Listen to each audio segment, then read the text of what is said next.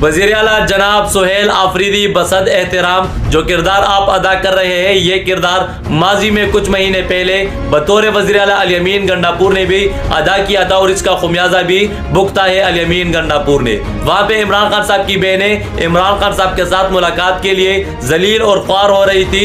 यहाँ पे अल यमीन गंडापुर अपने सूबे के मामलात देख रहे थे और सियासत का खेल खेल रहे थे। यही किरदार आप भी अदा कर रहे हैं और हमें ये लग रहा है कि आपने भी अभी तक इमरान खान साहब की बहनों की जो तस्लील हुई है इसके खिलाफ ना कोई कार्रवाई की है ना इसके खिलाफ कोई अमली एक्शन लिया है। जो मुजम्मत की बयानात आपने दी है, जो ट्वीट आप लोगों ने किए हैं और मुजम्मत भरे पैगामात या बयानात आप लोगों ने दिए हैं, ये बयानात तो कोई और लोग भी कर सकते हैं। आपके पार्टी से ताल्लुक ना भी हो तो अगर किसी में इंसानियत हो तो वो भी मुजम्मत कर सकते हैं, वो भी इनके खिलाफ बयान दे सकते हैं। ये मुजम्मत करना आप लोगों का काम नहीं, ये और लोगों का काम है। आप लोगों की जिम्मेदारी ये है कि इमरान खान साहब की बहनों की जो तस्लील की गई है इस बारे में आप लोग सोचें, इससे पहले कि ये तस्लील और बढ़ जाए, आप लोगों के घरों तक आ जाए। इसके खिलाफ आप लोगों ने एक मुनज़्ज़म तहरीक चलानी है, आप लोगों ने मुज़ाहमत का रास्ता अपनाना है और फिर ये कौम जाने, ये तहरीक जाने और मुज़ाहमत जाने। लेकिन जो आप लोगों की जिम्मेदारी है वो ज़रूर आप लोगों को अदा करनी चाहिए, वरना